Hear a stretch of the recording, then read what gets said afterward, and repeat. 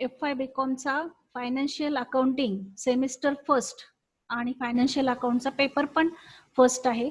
हा जो पेपर आहे या पेपर बद्दल मी तुम्हाला यापूर्वीच सांगितलेलं आहे की ह्या पेपरमध्ये तुम्हाला 50 मार्काचं पेपर असणार आहे, त्यानंतर 20 मार्काची प्रॅक्टिकल एक्झाम असणार आहे आणि 30 मार्काच्या इंटरनल असेसमेंट असणार आहे. मग जे इंटरनल असेसमेंट आहे तर त्या इंटरनल असेसमेंट मध्ये तुम्हाला ओरल आहे किंवा पॉवर पॉइंट प्रेझेंटेशन आहे, त्यानंतर तुम्हाला असाइनमेंटची एक नोटबुक तयार करायची आहे आणि त्या असाइनमेंटच्या नोटबुक मध्ये आम्ही ज्या काही असाइनमेंट तुम्हाला सांगू त्या असाइनमेंट तुम्हाला त्या नोटबुक मध्ये लिहायच्या आहेत. त्यानंतर एक टेस्ट होणार आहे 10 मार्काची, ती टेस्ट देखील त्या 30 मार्कांमध्ये इन्क्लूड असणार आहे. मग असं 30 मार्काचं तुमचं इंटरनल असेसमेंट असणार आहे आणि 20 मार्काची प्रॅक्टिकल असणार आहे. प्रॅक्टिकलसाठी प्रॅक्टिकलच्या नोटबुक असणार आहेत आणि त्या नोटबुक घेऊन तुम्ही त्यामध्ये प्रॅक्टिकल्स लिहायचे आहेत. जे जे वेळोवेळी सांगितले जातील ते ते प्रॅक्टिकल्स तुम्ही लिहायचे आहेत. तर आपण आज आपला जो टॉपिक आहे पहिला थिअरी टॉपिक आहे अकाउंटिंग कन्सेप्ट आणि जे रिसेंट ज्या गोष्टी आहेत ज्या अकाउंटिंग मध्ये येऊ घातलेल्या आहेत त्या संदर्भातला एक थिअरी टॉपिक आहे, हा आपण आज चालू करतोय अकाउंटिंग कन्सेप्टचा. तर अकाउंटिंग कन्सेप्ट आणि काही त्याची प्रिन्सिपल्स म्हणजे तत्व या चॅप्टर मध्ये आहेत आणि काही नवीन जे फॉरेन्सिक अकाउंट वगैरे येऊ घातलेलं आहे तर त्याबद्दल देखील काही माहिती या थिअरी चॅप्टर मध्ये आहे.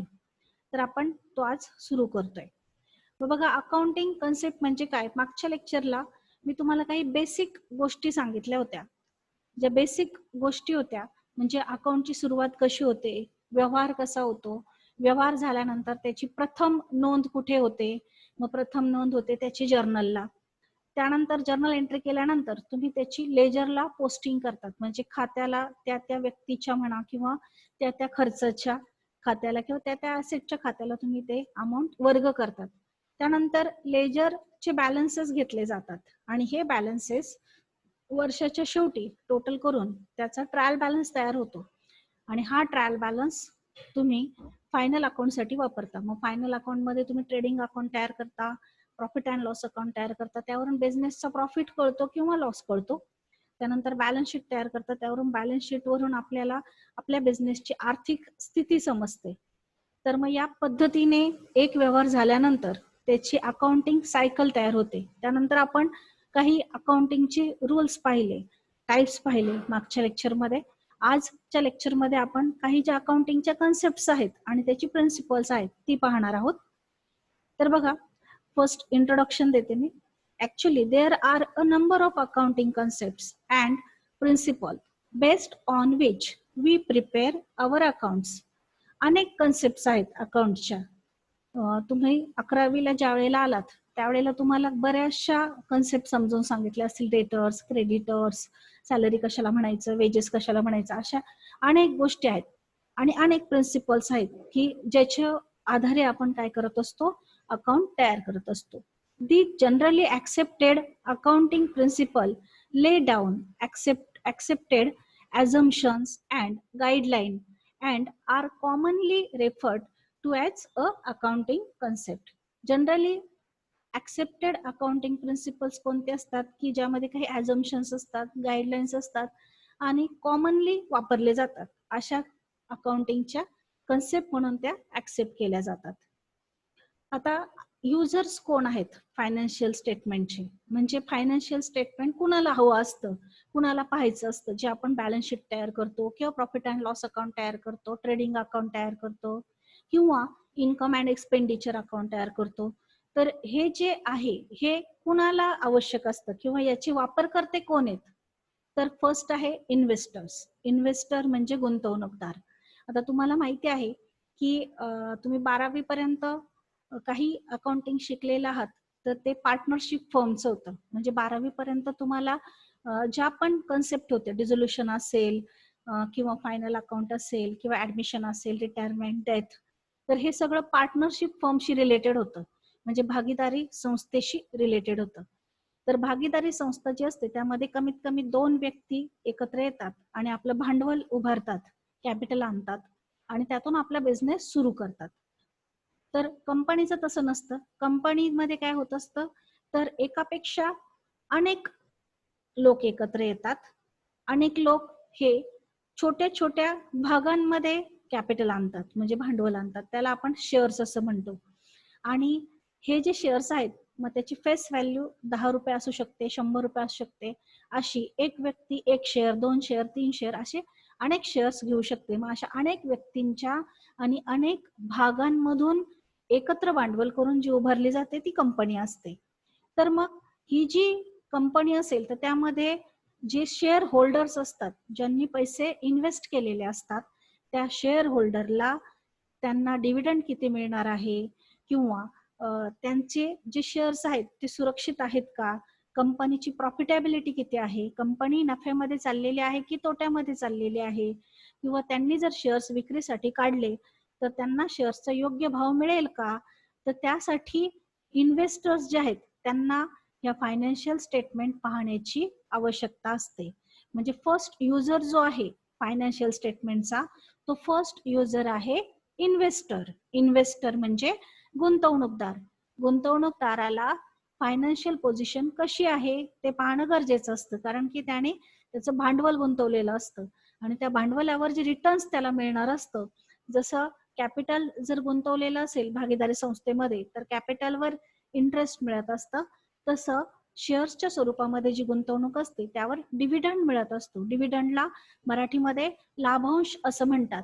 तर जे शेअर होल्डर्स असतात तर त्यामध्ये 2 प्रकार आहे मेनली. एक आहे प्रेफरन्स शेअर होल्डर म्हणजे अग्रहक्क भागधारक, आणि दुसरा आहे इक्विटी शेअर होल्डर म्हणजे सामान्य हक्क भागधारक, किंवा त्याला आपण सामान्य भागधारक ऑर्डिनरी शेअर होल्डर असं देखील म्हणतो. मग जे प्रेफरन्स शेअर होल्डर असतात म्हणजे अग्रहक्क भागधारक, त्यांना ठराविक दराने लाभांश मिळत असतो, फिक्स रेटने, म्हणजे 10%, 15% त्यांचा रेट ठरलेला असतो. मग दरवर्षी त्यांना तो लाभांश मिळतोच, नाही मिळत असं नाही. पण इक्विटी शेअर होल्डर जे असतात ते कंपनीचे मालक असतात आणि त्यांना जो लाभांश मिळतो तो उरलेल्या रकमेतून मिळतो. म्हणजे जो काही कंपनीला प्रॉफिट होईल त्या प्रॉफिट मधून जे देणी आहेत ती देणी देऊन त्यानंतर काही रिझर्व बाजूला ठेवावा लागतो, तो बाजूला ठेवून जे पैसे शिल्लक होत राहतील त्या शिल्लक पैशातून, म्हणजे समजा आपण कर्ज घेतलं असेल तर कर्जावरचं त्या वर्षीचं व्याज पेड केलं जातं. अग्रहक्क भागधारकांना जो पर्सेंटेज ठरलेला असेल डिव्हिडंडचा तो पेड केला जातो आणि त्यानंतर जे पैसे शिल्लक राहतील नफ्यातले त्या नफ्याची विभागणी त्या शेअर होल्डर मध्ये होत असते. मग समजा फॉर एक्झाम्पल तुमचा 1 लाख रुपये नफा शिल्लक असेल आणि तुमच्याकडे जर 1000 शेअर होल्डर्स असतील तर 1 लाख रुपयाला 1000 नी डिवाइड केलं जातं आणि डिवाइड केल्यानंतर प्रत्येक शेअरवर मिळणारा जो डिव्हिडंड आहे तो 100 रुपीज पर शेअर हा डिव्हिडंड अलॉट केला जातो.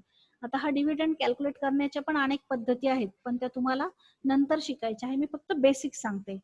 तर हे जे इन्व्हेस्टर आहेत या इन्व्हेस्टरला इन्फॉर्मेशन हवी असते, कशासाठी, तर प्रॉफिटेबिलिटीची, डिव्हिडंडची, त्यांना किती डिव्हिडंड मिळणार आहे ते, प्राइस अर्निंग रेशो म्हणजे त्यांनी जर त्यांचे शेअर्स विकायला काढले तर त्यांना किती प्राइस मिळू शकते, त्यासाठी पहिला युजर आहे इन्व्हेस्टर.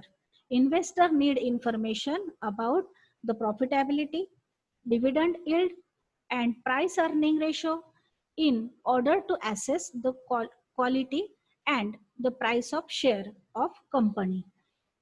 त्याच्या दृष्टीने फायनान्शियल स्टेटमेंट महत्वाचे आहेत. इन्व्हेस्टर म्हणजे गुंतवणूकदार म्हणजेच कंपनीच्या दृष्टीने शेअर होल्डर असतो. त्यानंतर सेकंड पर्सन आहे किंवा सेकंड युजर आहे लेंडर्स. लेंडर्स म्हणजे कोण, तर ज्यांनी कंपनीला कर्ज दिलेलं असतं. मग ते ज्यांनी कर्ज दिलेलं असेल त्यांना देखील कंपनी प्रॉफिटमध्ये चालली आहे की नाही, कंपनीचं अस्तित्व तर धोक्यात नाही ना, म्हणजे कंपनीची सॉल्व्हन्सी कशी आहे, कंपनी दिवाळखोर तर नाही होणार ना, कारण की त्यांचे जे पैसे आहेत ते त्यांनी कर्ज रूपाने दिलेले असतात. आणि मग कर्जाऊ दिलेलं जे भांडवल आहे किंवा जे कर्ज दिलेलं असेल त्यामध्ये डिबेंचर होल्डर्स असतात, म्हणजे कर्ज रोखाधारक. डिबेंचर होल्डर हे कमीत कमी 10-15 अशा जास्त कालावधीच्या साठी कर्ज देत असतात. मग हे जे डिबेंचर होल्डर असतात त्यांना ठराविक दराने व्याज मिळत असतं. त्याचप्रमाणे काही जे ऍसेट्स असतात त्या देखील त्यांच्याकडे मॉर्गेज असतात किंवा फ्लोटिंग चार्ज असतो त्या ऍसेट्सवर.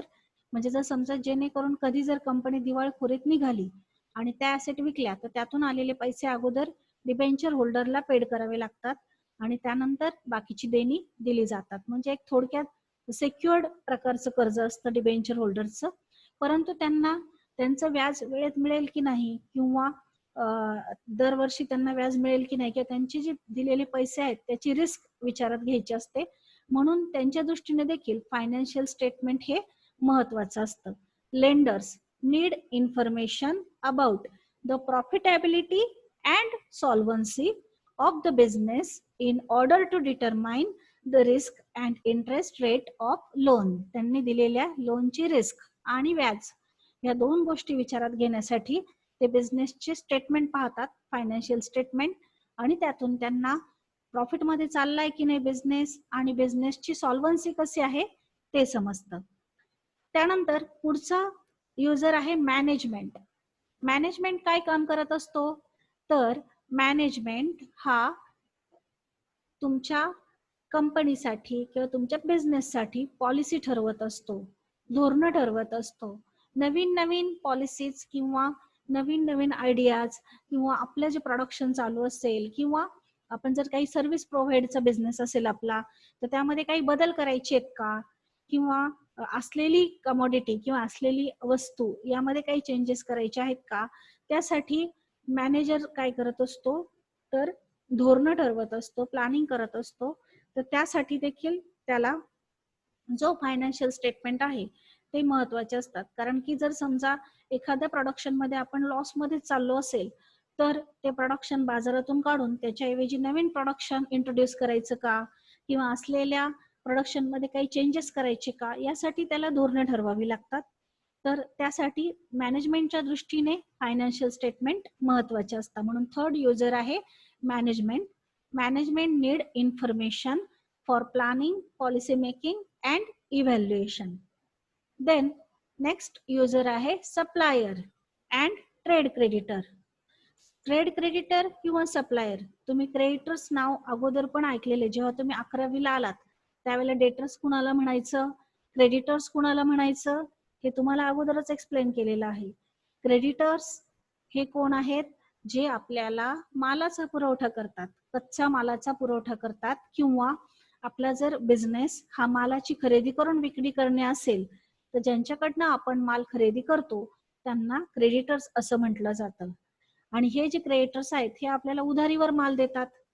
मग त्यांची जी उधारी असते 3 महिने, 4 महिने, 6 महिने, वर्षभर अशी उधारीवर माल ते देत असतात. त्यामुळे त्यांना बिझनेसची लिक्विडिटी कशी आहे, आपले पैसे वेळेत मिळतील की नाही उधार दिलेले मालाचे, या दृष्टीने त्यांच्या दृष्टीने सुद्धा फायनान्शियल स्टेटमेंट हे महत्वाचे असतात. Supplier and trade creditors need information about the liquidity of business in order to access ability to repay the amount owed to them. जी काही अमाऊंट त्यांना घेणं आहे बिझनेस कडनं, जो माल त्यांनी उधारीवर दिलेला आहे त्या मालाच्या उधारीची परतफेड होईल की नाही, त्यासाठी बिझनेसची लिक्विडिटी जी आहे ती कशी आहे हे पाहणं देखील सप्लायर्स किंवा ट्रेड क्रेडिटर्सच्या दृष्टीने महत्वाचं असतो. म्हणून चौथा युजर आहे फायनान्शियल स्टेटमेंटचा, तो म्हणजे सप्लायर किंवा ट्रेड क्रेडिटर. त्यानंतर नेक्स्ट युजर आहे गव्हर्नमेंट. गव्हर्नमेंटचं काय काम आहे तर गव्हर्नमेंटचं काम आहे की सगळ्या बिझनेसचा जो स्टॅटिस्टिकल डेटा आहे तो त्यांना हवा असतो. कशासाठी तर त्यांना आर्थिक धोरणं ठरवायची असतात, काही योजना आखायच्या असतात, त्यासाठी गव्हर्नमेंटला बिझनेसची इन्फॉर्मेशन गरजेची असते. म्हणून पुढचा युजर आहे government. Government need information about various businesses for statistic and formulation of economic plan. जे आर्थिक धोरणं त्यांना ठरवायची असतात त्यासाठी त्यांना बिझनेसची पोझिशन पाहायची असते. म्हणून तो स्टॅटिस्टिकल डेटा जो आहे तो ते कलेक्ट करत असतात. म्हणून नेक्स्ट युजर आहे गव्हर्नमेंट. देन नेक्स्ट युजर आहे कस्टमर. कस्टमर्स, तुम्हाला सर्वांना कस्टमर्स म्हणजे कोण ते माहिती आहे. customers interested in long term stability of business and continuance of supply of particular product. Customer जे आपल्याकडनं माल घेतात, ज्यांना आपण माल विकतो, ते कोण आहेत? कस्टमर आहे, ज्यांना आपण सेल करतो. मग कस्टमरला आपल्याकडनं कंटिन्युअस मालाची आवश्यकता असते. त्यांना जे प्रॉडक्ट हवं असेल त्याचा सप्लाय हा कंटिन्युअस होईल की नाही होईल, त्यासाठी ते इंटरेस्टेड असतात. म्हणून पुढचे युजर आहेत आपल्या फायनान्शियल स्टेटमेंटचे कस्टमर्स. त्यानंतर नेक्स्ट युजर आहेत एम्प्लॉईज, वर्कर्स, जे आपल्याकडे काम करतात. जर बिझनेसची स्टॅबिलिटी चांगली असेल तर एम्प्लॉयमेंट वाढते, कामगार वाढले जातात, लोकांना काम मिळतं. त्यानंतर त्यांना काही बेनिफिट्स मिळतात, फ्रिंज बेनिफिट्स मिळतात. फ्रिंज बेनिफिट्स म्हणजे काय, की समजा कामाच्या ठिकाणी लंच मिळेल, कामाच्या ठिकाणी जेवण मिळेल, राहण्यासाठी सवलतीच्या दरामध्ये घर मिळू शकतं, किंवा त्यांना प्रमोशनच्या अपॉर्च्युनिटीज असतात. जर बिझनेसची पोझिशन चांगली असेल तर वर्कर्सला देखील त्याचा फायदा होतो. म्हणून पुढचे युजर्स जे आहेत ते आहेत एम्प्लॉईज. एम्प्लॉईज म्हणजे वर्कर्स, जे बिझनेसमध्ये काम करतात. कुठल्याही स्वरूपाचे एम्प्लॉईज असतील, मग ते फॅक्टरीमध्ये काम करणारे असतील, ऑफिसमध्ये काम करणारे असतील, प्रोडक्शनच्या सेल्सच्या दृष्टीने काम करणारे असतील, कुठलेही एम्प्लॉई, ते सर्वजण फायनान्शियल स्टेटमेंट्स मध्ये इंटरेस्टेड असतात. कारण की बिझनेस जर स्टेबल असेल तर त्यांची नोकरी शाश्वत राहील, तर त्यांना काही फायदे मिळायचे असतील ते मिळतील, अदरवाईज मिळणार नाही. म्हणून पुढचे युजर आहेत एम्प्लॉईज. त्यानंतर नेक्स्ट युजर आहे पब्लिक. पब्लिकला कशासाठी इन्फॉर्मेशन हवी असते? Public need information about the trends and recent development. Development काय असणार आहे नवीन, किंवा नवीन ट्रेंड काय आहे, नवीन वस्तू कोणती बाजारपेठेत येणार आहे, त्यासाठी जी पब्लिक आहे ते इंटरेस्टेड असते. म्हणून त्यांच्या दृष्टीने पुढचे युजर आहेत पब्लिक. हे सर्व आपण पाहिले फायनान्शियल स्टेटमेंटशी रिलेटेड युजर्स. म्हणजे फायनान्शियल स्टेटमेंट कोण वापरतं ते वापरकर्ते आपण सगळे पाहिले. आता हे जे फायनान्शियल स्टेटमेंट्स आहेत त्याचे काही लिमिटेशन्स आहेत. Limitation of conventional financial statement.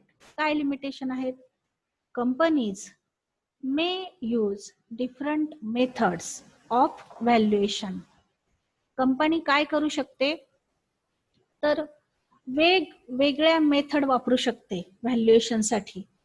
Cost calculation and recognising profit. कॉस्टचं कॅल्क्युलेशन आणि जो प्रॉफिट त्यांना दाखवायचा आहे त्यासाठी वेगवेगळ्या मेथड्स वापरू शकते. ही लिमिटेशन आहे किंवा मर्यादा आहे किंवा डिसएडव्हान्टेजेस आहे कन्व्हेन्शनल फायनान्शियल स्टेटमेंटचा. त्यानंतर balance sheet does not reflect true worth of the company. Balance sheet बिझनेसची सत्यस्थिती दाखवेलच असं नाहीये. फॉर एक्झाम्पल, आता तुम्ही बेसिक शिकतायत त्यामुळे मी फार डिटेल्स मध्ये सांगणार नाही, कारण की तुम्ही डिटेल्स मध्ये सांगून पण तुम्हाला ते पटकन लक्षात येणार नाही. मी फक्त एक उदाहरण म्हणून सांगते. बघा, बॅलन्स शीटच्या ऍसेट साइडला, म्हणजे जर तुम्हाला बिझनेसमध्ये प्रॉफिट झाला तर प्रॉफिट तुम्ही लायबिलिटी साइडला दाखवता. ज्या वेळेला तुम्ही 12वीला फायनल अकाउंट शिकला होता त्यावेळेला कॅपिटल, समजा 2 पार्टनर असतील आणि जर नफा झाला तर तो 2 पार्टनर मध्ये तुम्ही वाटायचे, आणि तो वाटलेला नफा म्हणजे नेट प्रॉफिट हा पार्टनर्सच्या कॅपिटल मध्ये ऍड करायची किंवा सेपरेट दाखवायची बॅलन्स शीटला. आणि लॉस झाला तर कॅपिटल मधून तो मायनस व्हायचा. पण जे बाकीचे बॅलन्स शीट्स असतात कंपनीचे वगैरे, तर त्या बॅलन्स शीटला अशी पद्धत नाहीये नफा दाखवण्याची. बॅलन्स शीटला नफा जर झाला समजा प्रॉफिट अँड लॉसला, तर तो बॅलन्स शीटच्या लायबिलिटी साइडला दाखवला जातो, सरप्लस म्हणून किंवा प्रॉफिट अँड लॉसचा क्रेडिट बॅलन्स म्हणून. पण जर तोटा झाला तर तोटा बॅलन्स शीटच्या ऍसेट साइडला दाखवला जातो. मग आता ऍक्च्युअली हा तोटा आहे, परंतु तो कुठल्या साइडला गेला? बॅलन्स शीटच्या ऍसेट साइडला गेला. म्हणजे बॅलन्स शीटच्या ऍसेट साइडला काय निर्माण झाला? फुगवटा निर्माण झाला. म्हणजेच बॅलन्स शीटची सत्यस्थिती त्यामध्ये दिसत नाही. किंवा discount on issue of shares, discount on issue of debenture. म्हणजे 10 रुपयाचा शेअर 8 रुपयाला विकला गेला असेल, 2 रुपये सूट दिली असेल, डिस्काउंट दिला असेल, तर हा डिस्काउंट हा ऍक्च्युली तोटा आहे, पण तो बॅलन्स शीटच्या ऍसेट साईडला दाखवला जातो. म्हणजे फिक्टिशियस अमाऊंट दाखवले जातात. Balance sheet does not reflect true worth of the company. सत्यस्थितीच दाखवेल असं नाही. हा एक तोटा आहे किंवा लिमिटेशन आहे कन्व्हेन्शनल फायनान्शियल स्टेटमेंटची. त्यानंतर पुढचं लिमिटेशन आहे, financial statements can only show partial information about the financial position of an enterprise instead of the whole picture. Balance शीटला फक्त एक बाजू किंवा थोडीशीच पोझिशन दाखवली जाते. पूर्ण एंटरप्राइजचं, पूर्ण होल एंटरप्राइजची काय स्थिती आहे ती काही बॅलन्स शीट मधून आपल्याला समजत नाही किंवा फायनान्शियल स्टेटमेंट्स मधून आपल्याला समजत नाही. म्हणून ही एक लिमिटेशन आहे. तर आपण आतापर्यंत काय पाहिलं, तर युजर्स पाहिले कंपनीचे किंवा आपले जे फायनान्शियल स्टेटमेंट्स आहेत, तर त्या फायनान्शियल स्टेटमेंट्सचे आपण युजर्स पाहिले, इंट्रोडक्शन पाहिलं, त्यानंतर युजर्स पाहिले. युजर्स मध्ये investor, lender, management, suppliers and trade creditors, government, customer, employees, त्यानंतर पब्लिक. त्यानंतर लिमिटेशन्स पाहिल्या, 3 लिमिटेशन पाहिल्या. फायनान्शियल स्टेटमेंटच्या काय लिमिटेशन्स आहेत त्या 3 लिमिटेशन पाहिल्या. आता आपण एक एक कन्सेप्ट पाहणार आहोत अकाउंटच्या. ह्या कन्सेप्ट ज्या आहेत त्या तुम्हाला 11वीला पण शिकवलेल्या आहे. ज्या वेळेला तुम्ही नवीनच कॉमर्सला आलात त्यावेळेला अकाउंटमध्ये तुम्हाला ह्या कन्सेप्ट शिकवलेल्या आहेत, परंतु त्या पुन्हा एकदा तुम्हाला डिटेल्स मध्ये पाहायच्या आहेत अकाउंटिंगच्या कन्सेप्ट्स. तर मी आज एकच कन्सेप्ट तुम्हाला एक्सप्लेन करणार आहे. बाकीच्या कन्सेप्ट आपण उद्याच्या लेक्चरला पाहणार आहोत. मग बघा, ज्या कन्सेप्ट्स आहेत त्या कोणत्या कोणत्या आपल्याला पाहायच्या आहेत. त्यात पहिली कन्सेप्ट आहे बिझनेस एंटिटी. त्यानंतर दुसरी कन्सेप्ट आहे मनी मेजरमेंट किंवा त्याला दुसरं नाव आहे स्टेबल मॉनिटरी युनिट. तिसरी कन्सेप्ट आहे गोइंग कन्सर्न. चौथी कन्सेप्ट आहे हिस्टॉरिकल कॉस्ट. पाचवी कन्सेप्ट आहे प्रुडन्स और कन्व्हर्टिझम. सहावी कन्सेप्ट आहे मटेरियलिटी. सातवी कन्सेप्ट आहे ऑब्जेक्टिव्हिटी. आठवी कन्सेप्ट आहे कन्सिस्टन्सी. नववी कन्सेप्ट आहे ॲक्रिअल्स और मॅचिंग कन्सेप्ट. 10वी कन्सेप्ट आहे रिअलायझेशन. 11वी कन्सेप्ट आहे युनिफॉर्मिटी. 12वी कन्सेप्ट आहे डिस्क्लोजर आणि 13वी कन्सेप्ट आहे रिलिव्हन्स. एक एक कन्सेप्ट आपण पाहणार आहोत. पहिली कन्सेप्ट आहे business entity. Business entity. Business entity means what? Means what is the meaning of business entity? The business and its owner or owners are two separate existence entity. Business आणि जो businessman असेल किंवा बिझनेसचा मालक असेल या दोघांचं अस्तित्व सेपरेट आहे. या दोघांची ओळख सेपरेट आहे. बिझनेस आणि बिझनेसमन एक नाहीये. दोघे काय आहेत? सेपरेट आहे. जर समजा बिझनेसमननी एखादा पर्सनल खर्च हा बिझनेस मधून पेड केला असेल तर त्याला आपण ड्रॉइंग असं म्हणतो. एनी प्रायव्हेट और personal income and expenses of the owner और owners should not be treated as income and expenses of the business. एखादा पर्सनल खर्च असेल किंवा पर्सनल इन्कम असेल ओनरचा तर तो बिझनेसचा इन्कम किंवा बिझनेसचा एक्सपेन्सेस समजला जात नाही.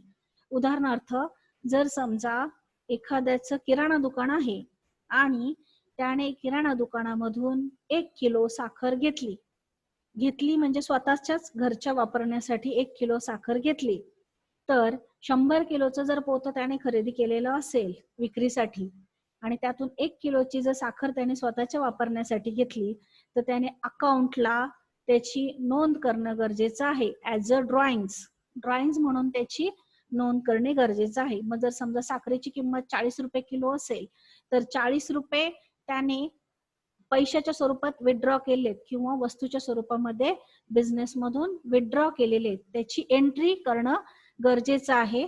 त्यामुळे बिझनेस आणि बिझनेसमन हे दोघे काय आहेत, सेपरेट आहे. दोघांना सेपरेट ओळख आहे. किंवा तुमच्याकडे जे पैसे आलेले असतील, इन्कम आलेलं असेल, समजा तुम्हाला आजच्या व्यवहारातून 1,000 रुपये मिळालेले असतील बिझनेस मधून, आणि त्या 1,000 रुपयातून जर तुम्ही 50 रुपये ट्युशन फी भरली तुमच्या मुलाची, तर किंवा इतर काही खर्च पेड केला तुम्ही 50 रुपये तुमच्या मुलासाठी किंवा फॅमिली मेंबर्ससाठी, तर तो देखील तुम्ही तुमच्या अकाउंटिंग नोटबुकला तो ड्रॉइंग्स म्हणून दाखवणं गरजेचं आहे. किंवा तुम्हाला दुसरीकडनं कुठेतरी तुम्ही गुंतवणूक केलेली आहे आणि त्यातून पैसे मिळाले, ती तुमची पर्सनल गुंतवणूक आहे, मग तो तुम्ही बिझनेसचा इन्कम म्हणून दाखवू शकत नाही. म्हणजे थोडक्यात बिझनेस आणि बिझनेसमन हे दोघे काय आहेत, सेपरेट आहे. दोघांची ओळख सेपरेट आहे. दोघांचाही इन्कम आणि एक्सपेंडिचर हा एकत्र येऊ शकत नाही. बिझनेसचा इन्कम आणि बिझनेसचा एक्सपेन्सेस हा वेगळा आहे. पर्सनल इन्कम आणि पर्सनल एक्सपेन्सेस वेगळा आहे. बिझनेसमनने बिझनेस मधून जर काही घेतलं तर त्याला आपण ड्रॉइंग्स म्हणतो. मग ते ड्रॉइंग्स कॅपिटलच्या स्वरूपात गुड्सच्या स्वरूपात असू शकतात किंवा पैशांच्या स्वरूपात असू शकतात, रोख स्वरूपामध्ये असू शकतात. त्याला आपण ड्रॉइंग्स म्हणून दाखवतो, त्याची नोंद केली जाते. तो खर्च आपण बिझनेसचा म्हणून दाखवू शकत नाही. किंवा तुमच्या घरातली एखादी व्यक्ती जर तुमच्या बिझनेसमध्ये सपोर्ट करत असेल किंवा तिथे काम करत असेल, तर त्याला तुम्ही सॅलरी देऊ शकतात. म्हणजे समजा एखाद्या बिझनेसमॅनचा मुलगा जर दिवसभर त्याचा बिझनेस सांभाळत असेल, तर त्याला तुम्ही सॅलरी देऊ शकतात. ती अलाउड आहे, कारण की तो ऍज अ एम्प्लॉई म्हणून तुमचं दुकान सांभाळतोय, तर त्याला तुम्ही सॅलरी देऊ शकतात, ती अलाउड आहे. परंतु जर वैयक्तिक खर्चासाठी काही पैसे दिलेले असतील आणि ती व्यक्ती बिझनेसशी रिलेटेड नाहीये, तर मात्र तो खर्च हा त्याचा स्वतःचा नाही, ते ड्रॉइंग्स म्हणून दाखवले जातात. For example, insurance premium for the owners house should be excluded from the expenses of business. जर विमा भरला, स्वतःचा भरला, घराचा भरला, कोणी मालकाने बिझनेसच्या, तर तो त्याचा नाहीये, बिझनेसचा नाहीये, त्याचा स्वतःचा वैयक्तिक खर्च आहे. किंवा the owners property should not be included in premises account of the business. जर ओनरची स्वतःची पर्सनल प्रॉपर्टी असेल, तर ती काही बिझनेसचा प्रिमायसेस म्हणून आपण गृहीत धरू शकत नाही. त्याचं कॅल्क्युलेशन वेगळं करावं लागेल. त्यानंतर any payment for the owner's personal expenses by the business. मी आत्ताच सांगितलं की एखादी फी वगैरे भरली तर ते पर्सनल एक्सपेन्सेस झाले, ते बिझनेसचे म्हणून ट्रीट होत नाही. will be treated as drawings and reduce the owner's capital contribution in the business. ते ड्रॉइंग्स म्हणून ट्रीट होतील आणि ते कॅपिटल मधून काय केले जातील, मायनस केले जातील. म्हणजे फर्स्ट कन्सेप्ट जी आहे ती आहे business entity. Business entity concept काय आहे, तर बिझनेस आणि बिझनेसमन हे दोघे काय आहेत, वेगवेगळे आहेत, ते एकत्र नाहीयेत. त्यांचा खर्च आणि उत्पन्न हे काय करायचे, आपल्याला सेपरेट कॅल्क्युलेट करायचे, सेपरेट गृहीत धरायचे. बिझनेसमनने बिझनेस मधून जर काही घेतलं, म्हणजे मालकाने जर काही बिझनेस मधून घेतलं, तर ते आपण ड्रॉइंग्स म्हणून ट्रीट करणार आहोत. आणि मालकाला जर सेपरेट त्याचा पर्सनल काही इन्कम येणार असेल, तर तो बिझनेसचा इन्कम म्हणून आपण गृहीत धरू शकत नाही. Business entity means owner and business are separated. दोघे काय आहेत, वेगवेगळे आहेत, त्यांचे व्यवहार एकत्र होऊ शकत नाही. मग आपण एक कन्सेप्ट पाहिली बिझनेस एंटिटी. बाकीच्या ज्या कन्सेप्ट आहेत त्या आपण नेक्स्ट लेक्चरला पाहणार आहोत.